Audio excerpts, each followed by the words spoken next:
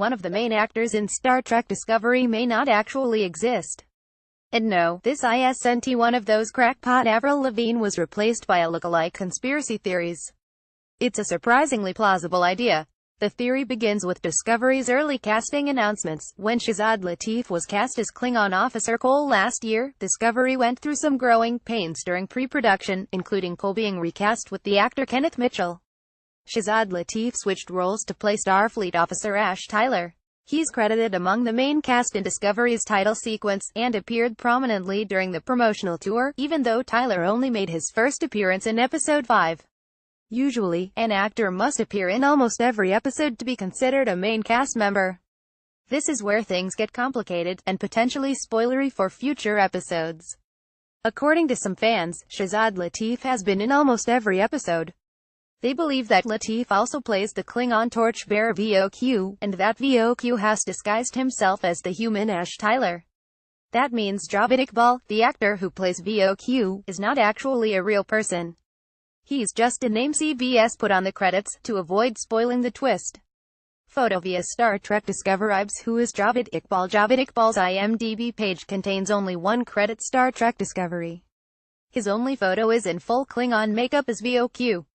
He's the only cast member who never appeared in the show's promotional tour, and he doesn't seem to have any social media presence. Basically, he's a ghost. Although hey, maybe he's just very shy. Is Ash Tyler actually VOQ? There's plenty of evidence to support this theory. Let's start with Tyler, who made his debut in Episode 5. Captured by the Klingons during the Battle of the Binary Stars, he's been trapped in a Klingon prison for months. He allegedly survived because the Klingon captain took a liking to him, but as we pointed out in this week's recap, he's already a suspicious figure. Even if he is just a regular human Starfleet officer, he could have been brainwashed during his time in prison. Did the Klingons allow him and Captain Lorca to escape so they could plant Tyler as a spy on board the USS Discovery? Photo via Star Trek Discovery. As for VOQ, his last appearance was pretty intriguing.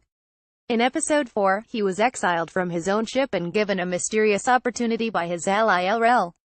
She said she would take him to the House of the Mokai, a matriarchal Klingon family, where they would expose him to things he never knew possible.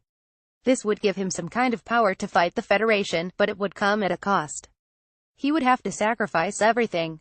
What does everything mean here? That's an important question in Voq's case, because he seemingly has nothing left.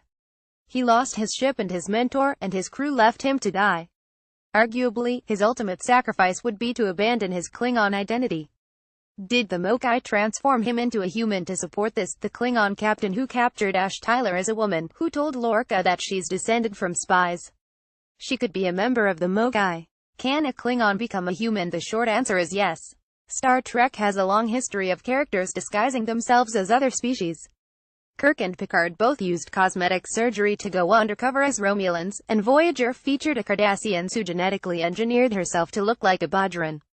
In the original series, which takes place 10 years after Discovery, we meet a Klingon spy who disguises himself as a human. So, the technology exists to make VOQ look like Ash Tyler. The Mokai may even have used the augment virus to do it. In the original series, the Klingons looked relatively human. They only started looking alien in the movies and The Next Generation, which had a bigger budget for special effects.